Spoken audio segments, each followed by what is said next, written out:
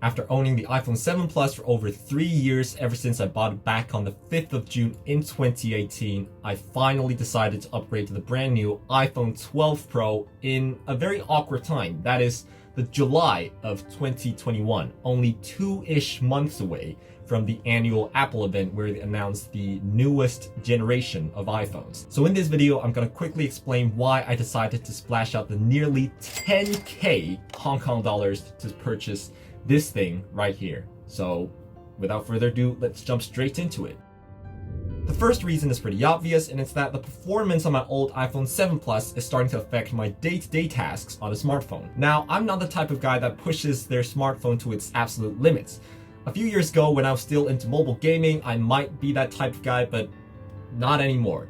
These days, I mainly use my phone to do the most basic tasks you can think of: texting, browsing social media, searching stuff on Safari, and playing music. So I don't do anything intensive on my phone anymore. However, when performing those very basic tasks and even navigating through the UI in general, my iPhone 7 Plus just struggles to keep up. For example, every time I go from the lock screen to the home screen, or from an app to the home screen, instead of having those sweet iOS animations everybody know and love, my phone just has this abrupt jump. So instead of the smooth transitions, there's this abrupt jump. And after that, the UI just lags for like 3-ish seconds. Like every swipe on the UI just lags.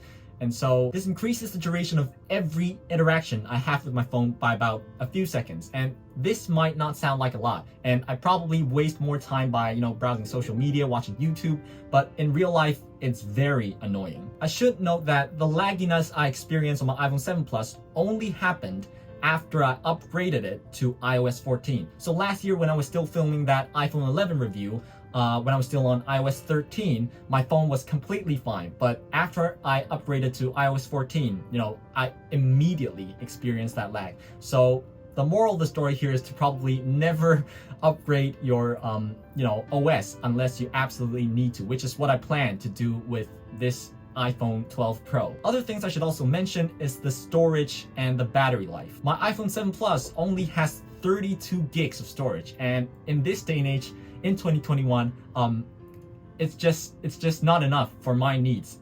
Basically, every time I take a few more videos or photos here and there, I just have to immediately delete them from my phone, because I'm constantly at like 27, 28, sometimes even 30 gigs of storage, which is very close to the maximum of its storage. As for battery life, my phone actually has a decent battery health. Last time I checked, I think it was 87% or something. But in real life usage, it's pretty crap. I basically have to carry a battery pack around with me everywhere, because the simplest of tasks can drain this phone's battery immediately. So those are the things that's starting to bug me in daily life, and that's why I decided to switch to the 12 Pro.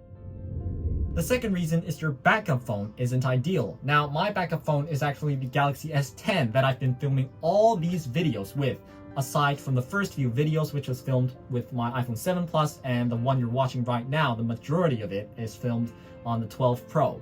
Why I say it isn't ideal is because as someone who's knee-deep in the Apple ecosystem, an Android device just isn't the best phone for me. On paper, this phone is better than my iPhone 7 Plus in basically every way.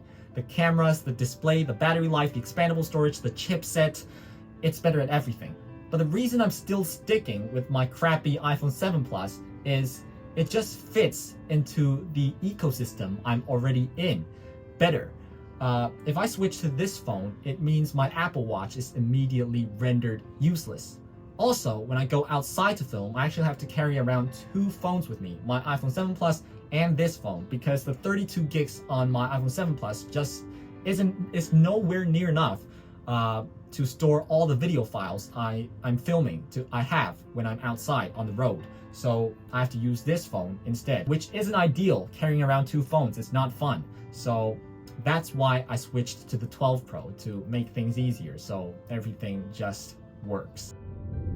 And the third and final reason is that there's always the next best thing, which means you'll be waiting till the end of your lives to upgrade your phone. There's this saying of, the nearer it is to the next iPhone's release, the worse it is to buy an iPhone right now. And that's because the next iPhone in a very short amount of time is gonna have better specs than the one that's currently the flagship. For instance, the iPhone 12s or 13 or whatever it's gonna be called is rumored to have this 120 Hz refresh rate screen.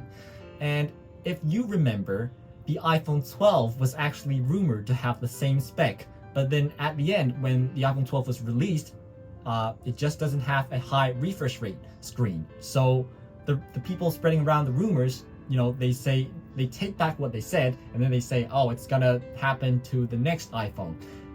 What about the new specs this year? How about a portless iPhone? If it doesn't happen to the next gen iPhone, they're gonna say, oh, then it's gonna happen to the generation of iPhones that's after the next generation. So if you notice, it's basically this cycle of the rumors spreading around about the specs of the new iPhones, and then the new phones are released, and then maybe some of the rumors are true, some of them are not, and so new rumors start to be spread around. And if you believe in those rumors, basically for the rest of your life, you'll never upgrade your phones, even if they're completely destroyed, because there's always the next phone is gonna be better.